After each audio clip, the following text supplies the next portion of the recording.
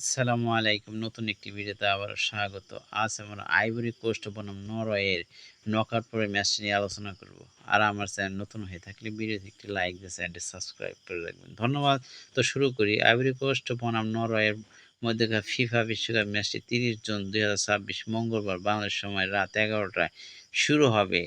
তো কোন দল বেশি, কোন ভাগ শক্তিশালী সে বিষয় নিয়ে একটু আলোচনা করি। নরওয়ে হলো তুলনামূলকভাবে আক্রমণ ভাগে অনেক বেশি শক্তিশালী এবং বিপজ্জনক। তাদের আক্রমণ ভাগে প্রধান অস্ত্র হলো আর্লিং হালান্ড, যিনি বিশ্বমানের ফিনিশার।